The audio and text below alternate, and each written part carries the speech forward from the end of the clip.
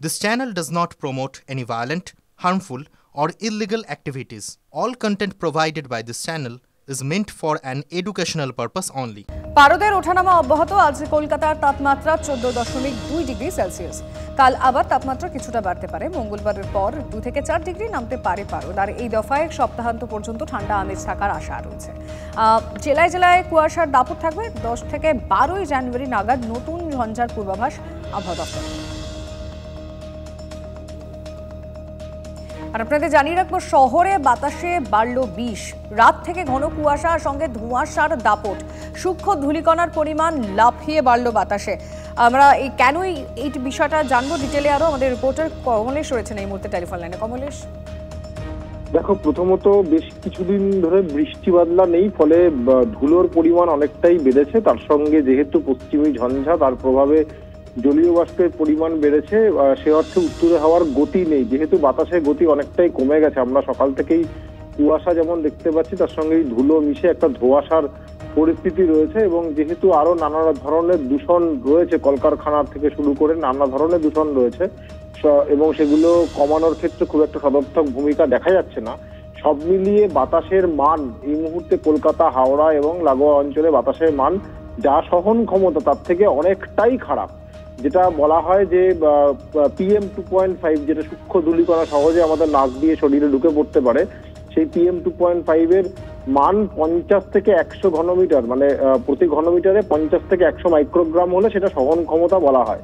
সেটা রয়েছে, যেমন ভিক্টোরিয়াতে দেখা যাচ্ছে 365-র কাছাকাছি, অর্থাৎ স্বাভাবিক মানে যেটা সহন ক্ষমতা তার 2.5-3 গুণ, কোথাও কোথাও 3.5 গুণ রয়েছে। মানে ভিক্টোরিয়া, বিধাননগর, সল্ট লেক, মানে সকালবেলায় সবাই স্বাস্থ্যের জন্য মর্নিং ওয়াকে বেরোন, দেখা যাচ্ছে যে ওই সময় বেরিয়ে দূষিত বাতাস নিতে হচ্ছে। এইরকম পরিস্থিতি যতক্ষণ এই বাতাসের গতি না বাড়ছে, কুয়াশা ধোঁয়াশা থাকছে, ততদিন পর্যন্ত এই দূষণের হাত থেকে খুব একটা পরিত্রাণ পাওয়ার আশা নেই বলেই মনে হচ্ছে, বিশেষজ্ঞরা তাই বলছেন। ধন্যবাদ কমলেশ। আর এই ঘন কুয়াশার কারণেই কিন্তু কলকাতা আন্তর্জাতিক বিমানবন্দরের প্রভাব পড়েছে। কুয়াশার জেরে বিঘ্ন হয়েছে বিমান চলাচলে। রঞ্জিত, আমাদের রিপোর্টার জানাবেন ঠিক কি চেঞ্জেস হলো। রঞ্জিত, দেখো, ঘন কুয়াশার চাদরে সকাল থেকেই কিন্তু দৃশ্যমানতা কলকাতা আন্তর্জাতিক বিমানবন্দরে প্রায় 50 মিটারের নিচে নেমে আসে।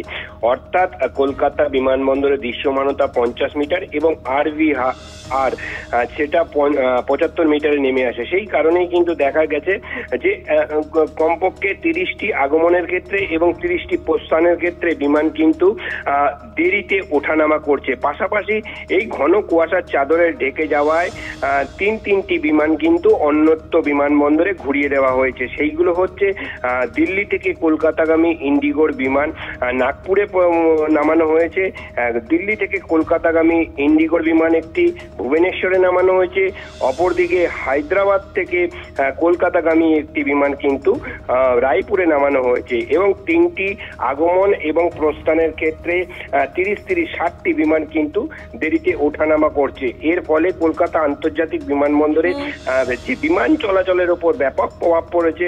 সেই ক্ষেত্রে যেহেতু আগমনের ক্ষেত্রে দেরিতে আসছে, সেক্ষেত্রে কিন্তু প্রস্থানের ক্ষেত্রেও দেরি হচ্ছে। এর ফলে কিন্তু বিমানবন্দরে ব্যাপক পরিমাণে যাত্রী বিক্ষোভ এই মুহূর্তে চলছে। ধন্যবাদ রঞ্জিত। বাঘের পর এবার হাতির আতঙ্ক পুরুলিয়ায়। বান্দোয়ানের জঙ্গলে এসেছে বাচ্চা সহ হাতির একটি দল। পুরুলিয়ার রাইকার জঙ্গল সংলগ্ন আসনপানি এলাকায় এবার হাতির আতঙ্কে কাঁটা স্থানীয়রা। এলাকায় চলছে বন দফতরের মাইকিং। জঙ্গলের রাস্তা এড়িয়ে চলার বার্তা দিয়ে সতর্ক করছে বন দফতর।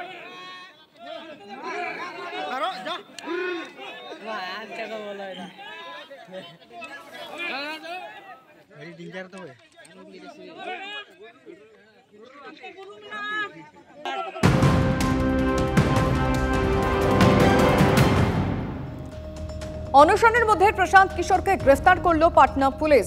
ফাঁকা করা হলো গান্ধী ময়দান। প্রশান্ত কিশোরকে পাটনা এইমসে চিকিৎসার জন্য নিয়ে যাওয়া হয়েছে।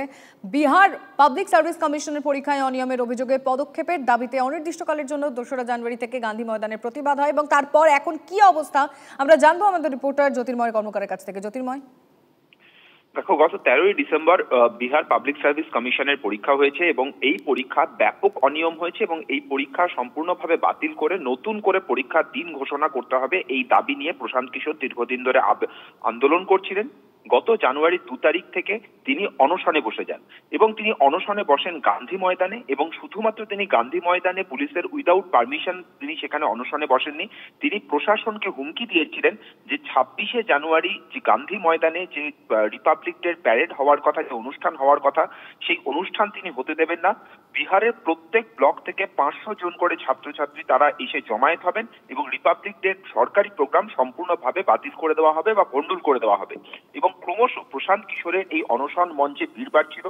গতকাল রাত থেকেই পুলিশ অ্যারেঞ্জমেন্ট শুরু করে এবং আজ কাকভোরে প্রশান্ত কিশোরকে কার্যত জোর করে তার জনসিরাজ পার্টির কর্মী সমর্থকদের সঙ্গে ধস্তাধস্তি করে পুলিশ তাকে তুলে নিয়ে যায় এবং পরবর্তী ক্ষেত্রে ঘোষণা করা হয় যে তাকে গ্রেপ্তার করা হয়েছে। এবং এই মুহূর্তে যে খবর আমরা পাচ্ছি যে যেহেতু তিনি 2 তারিখ থেকে অনশন করছিলেন, পাটনা এইমসে তার ট্রিটমেন্ট চলছে, তার শারীরিক অবস্থা কোন পর্যায়ে রয়েছে তা খতিয়ে দেখা হচ্ছে এবং সকাল 10টার পরে তাকে পাটনাতে কোর্টে প্রডিউস করা হবে বলে আমরা সূত্র মারফত খবর পাচ্ছি। এবং এর মধ্যেই জনসুরাজ পার্টির অন্য নেতারা তারা বিভিন্ন জায়গাতে ডাক দিয়েছেন যে কোর্ট চত্বর এবং যেখানে এই মুহূর্তে প্রশান্ত কিশোরকে রাখা হয়েছে সেই জায়গায় জমায়েতের জন্য। বেশ, বুঝতে পারছি জ্যোতির্ময়, ধন্যবাদ। কাশ্মীরে কি বেড়াতে যাওয়ার পরিকল্পনা করছেন আপনি? তাহলে বলে রাখি, খুব শিগগিরই হয়তো ট্রেনে চড়ে ভূস্বর্গের সৌন্দর্য উপভোগ করতে পারবেন। যে যাত্রায় থাকবে পৃথিবীর উচ্চতম ব্রিজ থেকে ভারতের প্রথম কেবল আঞ্জি খাদ ব্রিজ। কারণ কাটরা থেকে বানিহাল রুটে জোর কদমে চলছে ট্রেনের ট্রায়াল রান।